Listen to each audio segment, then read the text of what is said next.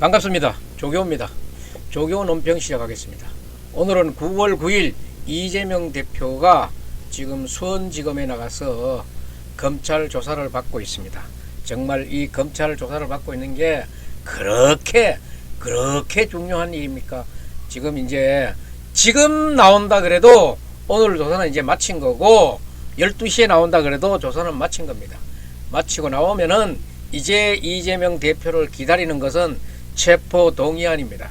체포동의안의 문제인데 지금 제가 이 대문에다 걸어놨는 글을 한번 읽어보겠습니다. 이재명 체포동의안 부결은 민주당이 폭삭 망하는 길이다. 이거예요. 만약 그런 이 작태가 벌어진다 그러면은 이거는 희대의 사기극이다. 저는 그렇게 평가하고 있습니다. 오늘 조교 논평 시작하겠습니다. 이재명 민주당 대표가 오늘 오전 10시 20분경에 수원지검에 출석해서 지금 조사를 받고 있습니다. 이번에도 검찰에 진술서를 내는 걸로 아마 주로 그런 얘기를 할 것 같습니다. 일부는 그런 다른 때와는 달리 적극적으로 답변을 하고 진술을 하고 있다는 그런 얘기도 흘러나오고 있습니다. 아시다시피 오늘 조사받는 혐의는 쌍방울로부터 대북 송금 문제지요.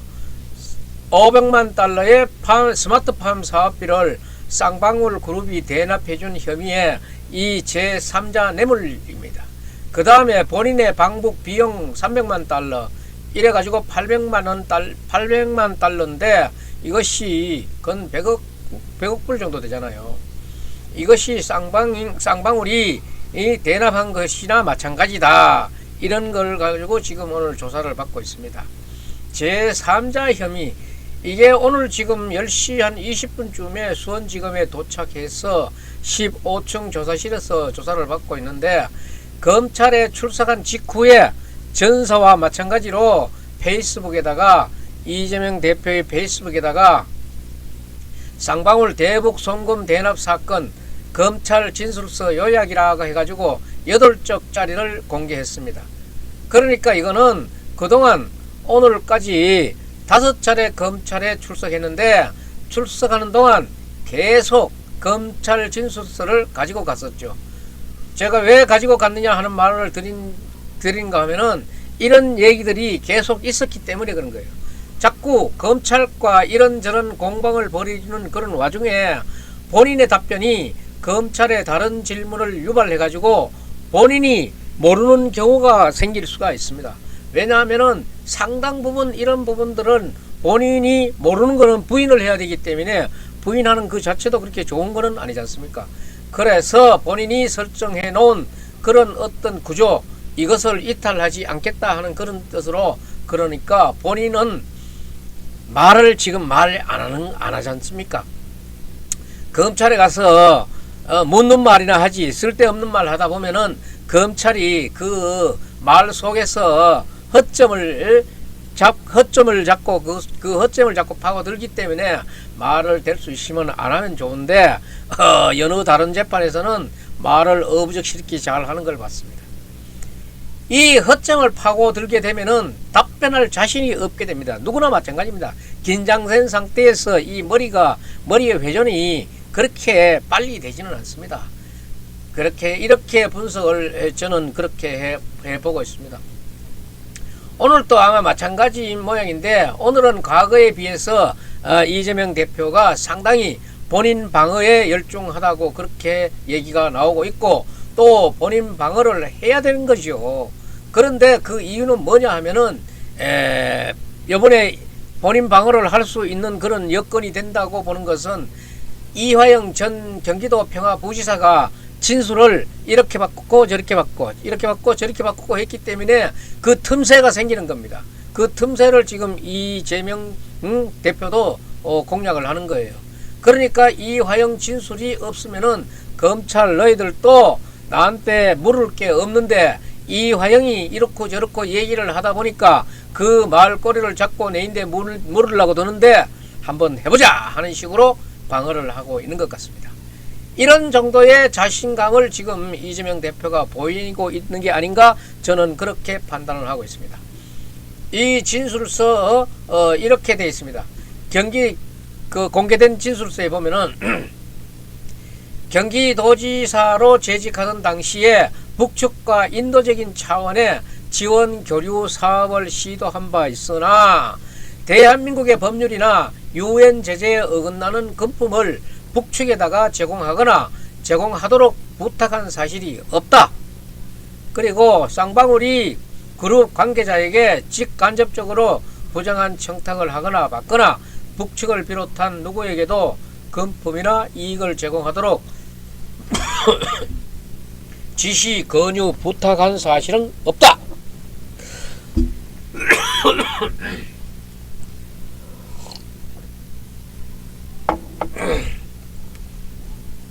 왜냐하면 여기에 있는 부정한 청탁이라는 게 바로 제3자 뇌물죄에 해당하는 거예요. 제3자의 기본이 되는 거기 때문에 여기에는 방어를 해야 됩니다. 제3자 뇌물죄가 성립하기 위해서는 부정한 청탁을 해야 되는 겁니다. 해야 되는 거거든. 그러니까 대북 송금 혐의의 증거는 김성태 전 쌍방울 그룹 회장과 이화영 전 부지사의 진술뿐이지 다른 증거는 없다고 보고 있는 거예요. 그래서 계속 이 말들은 변하고 있고 일관성이 없기 때문에 이재명 대표도 나름대로 공격을 하고 방어를 해도 할 만한 전투다, 이렇게 생각하고 있는 것 같아요. 그래서 일관성이 없고 계속 변하고 있는 이런 상황에서, 이런 재판 중에서 또 수사를 받고 있는 이런 궁핍한 처지의 수사 상황도 열악한 거예요.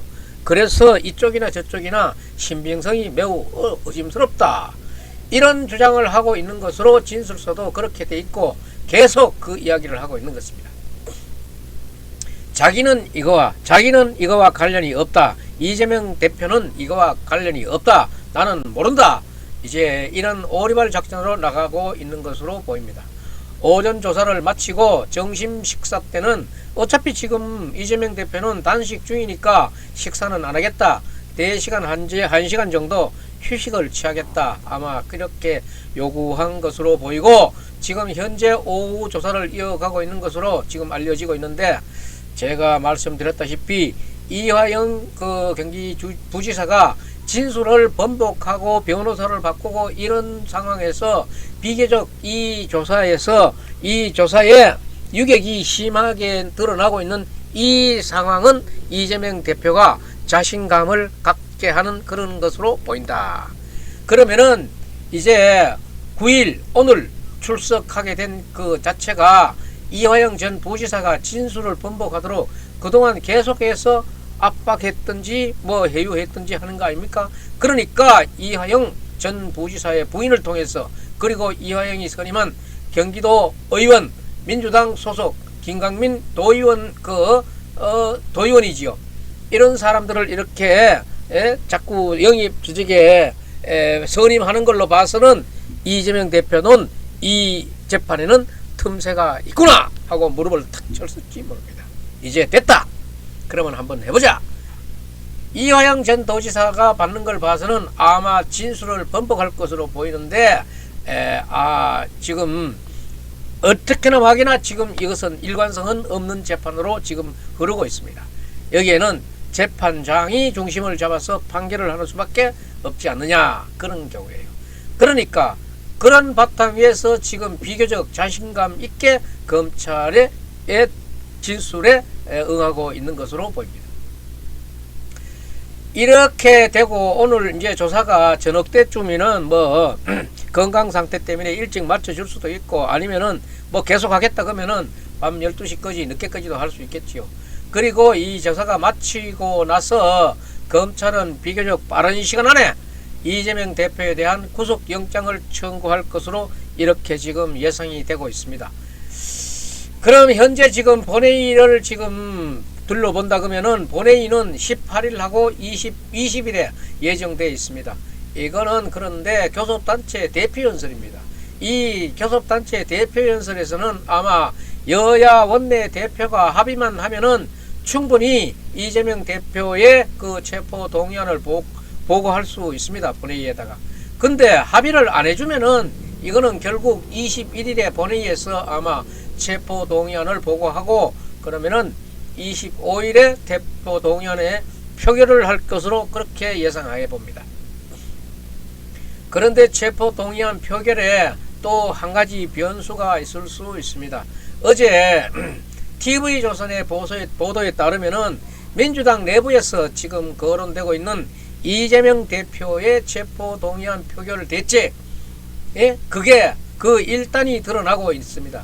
그것을 이제 이렇게 보고하고 있는데, 만약 TV조선의 브리핑대로라면은 그게 무슨 얘기냐 하면은 표결하는 날 국회의원 전원이 참석했다가 체포 동의안 표결이 딱 시작이 되고 나면은 민주당의 지도부 한 30여 명만 남겨놓고 나머지는 퇴장을 한다, 이런 얘기 있거든요. 이렇게 되면은 어떤 일이 벌어지는가 하면은 민주당의 이재명 대표는 불체포 특권 포기 선언을 했습니다. 그리고 제가 말씀드렸듯이 이 포기 선언은 아마 이번에는 뒤집지 못할 것이라 하는 것이 정무적인 감각의 얘기인데, 그런데도 이게 지금 또 변수가 있다 그러면은 자신감이 떨어질 수 있는 그런 얘기가 될 수 있습니다. 지금 이제까지 이렇게 상황을 모든 다른 댓글에서도 이렇게 보면은 또 뒤집어질 거다, 이렇게 보는 분들도 많거든요. 그랬는데 제가 이제 이번에도 뒤집어지지 못할 것이라는 부분은, 내일 모레면은 지금 이제 며칠 남지 않았잖아요. 총선이 6개월이 며칠 남지 않은 이런 시점에서 내년 4월 10일이 내년에 총선일입니다. 국회의원 선거인데 총선 6개월 남겨놓고 민주당의 대표라는 사람이 국민 앞에 약속했던 이 중요한 사안을 뒤집는다. 그럴 경우에 이재명 대표는 대표직에서 버티기도 대단히 어려울 수 있습니다. 왜냐하면은 비명계를 중심으로 해서 이제는 또다시 방탄급에 휩싸이게 된다.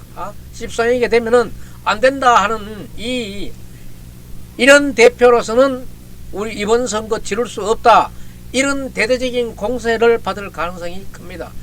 그러면은 민주당 내의 공세뿐만이 아니고 이래 되면은 민주당 밖에 있는 국민의힘으로부터도 엄청난 공격을 받게 되는 것은 당연하겠지요. 이게 이제 다른 방탄과 다르다는 거죠. 다른 방탄은 그런대로 그냥 넘어가고 말도 며칠 없었어요. 그렇지만은 이번에는 거의 최후의 방어선, 이걸 무너뜨리는 것과 마찬가지 효과가 있기 때문에 대놓고 체포 동의안을 부결시키지는 못한다. 그런데 이번에는 어떻게 하려고 하느냐 하면은 TV조선의 보도가 맞는지 모르겠습니다만은 TV조선에서는 이렇게 얘기하고 있습니다. 만약에 168명의 민주당 국회의원이 현재 168명인데 이 168명이 다 참석을 해서 30명의 의사 종족수를 딱 채워놓고 나서는 300명이 참석하게 되면은 의사 종족수는 다 채워지지 않습니까? 그러면은 이 체포 동의안은 재적의원 과반수 출석과 출석의원 과반수의 찬성으로 가결이 되기 때문에 300명의 출석을 시켜놓고 과반수의 찬성이면은 가결이 되니까 이제 이 과반수의 찬성을 모두 민주당 국회의원이 다 할 게 뭐 있냐. 그러면은 의결 정속수 채워놨으니까 최종적으로 이제 가결을 하는 것은 민주당의 국회의원들이 일부가 빠진다, 이런 얘기예요. 그러니까 현장에 없는 사람들은 빼놓고 거의 참석을 하게 되면 300명이 가까운 사람으로서 의결 정족수는 채워주고, 그 채워놓고 나서는 이제 민주당의 친명으로 말을 잘 듣고 통제가 가능한 한 30여 명만 남겨놓고 그럼 168명 중에 38명 정도만 남겨놓고 나머지 130명 정도가 퇴장을 한다, 이런 얘기입니다. 이거는 채워놓고 하기 때문에 본회의는 일단 열어놓고 퇴장하는 겁니다. 그래서 의결 정족수 300명 가운데 찬성이 나와야 되니까 300명 가운데 과반의 찬성이 150명이 나와야 되니까 이 150명을 만들어야 되는 거예요. 그러되면은 출석 의원이 그 정도 되니까 예를 들어서 130명 정도가 퇴장을 하게 되면은 거기에 남는 민주당 의원은 한 30여 명이 되지 않습니까? 그러되면은 정의당의 6명, 국민의힘이 111명, 그 다음에 시대전환 조정훈 의원이 있고, 그리고 무소속 의원이 한 10명 정도 남는 사람이 있습니다. 이런 사람들 모두 이렇게 합하면은 158명 정도가 나오는데, 이 사람들은 한 사람도 빠짐없이 다 찬성을 해줘야만이 이런 결과가 나오는데, 이 무소속 10명 중에는 민주당에서 빠져나간 사람이 8명이 이 무소속에 있는 거예요. 그런데 이제 이 사람들이 상당히 변수가 될 수 있습니다. 이 사람들에 의해 가지고 300명 의결 정족수에 찬성 150명이 나와야 되는데, 이 150명이, 이 안에 남아있는 사람들이 150명이 하나도 빠짐없이 다 해야 되는데, 이게 안 된다 그러면은 이게 또 부결이 될 수가 있습니다. 부결이 될 수 있으면은, 부결이 되고 난 뒤에는 이재명 대표는 우리는 이것을 당론으로 부결시키기로 했다, 아니면은 우리는 뭐 자유투표로 했다, 이런 식으로 얘기를 할 거 아닙니까? 이렇게 얘기를 했다 그래도 만약에 이 이탈표가 나와서 체포동의안이 부결된다 이래 되면은 이재명 당대표는 또 핑계 대기가 좋지 않습니까? 민주당은 찬성하려고 당론으로까지 정해놨는데, 이 사람들이 각자가 퇴장을 하고 각자가 빠져나오는데 그걸 어쩌란 말이냐. 그런데 일부에서 이탈표가 나오는 것은 그런 것까지는 내 책임이 아니다. 내 한 몸으로서 그 130명, 140명을 막아내지는 못하잖느냐. 또 막아서는 될 수 있는 일이 아니지 않느냐. 비밀 투표가 아니냐. 투표에 자유가 있지 않느냐. 이렇게 해서 이재명 대표는 핑계는 될 수 있을지 모르지만은 이런 방법으로 나올 가능성은 있지만은 이것은 손바닥으로 하늘을 가리는 경우밖에 되지 않는다. 이렇게 되면은 국민의힘은 등 해가지고 제야에서는 이것은 정말로 세계 역사상 없는 최후의 방탄이다, 이렇게 공격을 하게 될 것이고, 이 공격의 상당 부분은 내년 선거에 그대로 직접적으로 영향을 미치게 될 것입니다. 그렇게 되면은 결국은 이재명 대표는 다른 꼼수를 썼다, 다른 꼼수를 써서 체포동의안을 부결시켰다, 이런 얘기를 들을 수밖에 없는 것입니다. 자, 그런 꼼수의 결정판이 나오게 될지 안 나올 될지는 이 민주당이라는 이 구성원 자체를 믿을 수가 없는 민주당이기 때문에 아직 가봐야 하는 겁니다.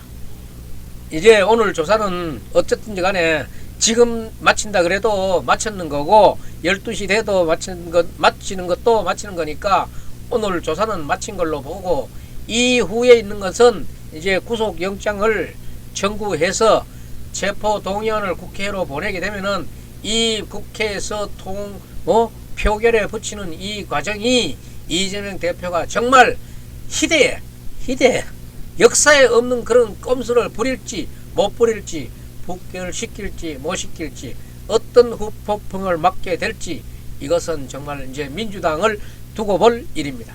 자, 정말 민주당이 하는 꼬라지 정말 눈꼬리시고, 정말 자라나는 아이들이 볼까봐 겁나요. 국회의원이라는 것들이 이 난리를 펼치고 있으니까 이게 국회의원들이 할 짓이에요. 이게 나라의 지도자들이 할 짓이에요. 이게 진짜 아주 진짜 이런 민주당은 빨리 망했으면 좋겠어.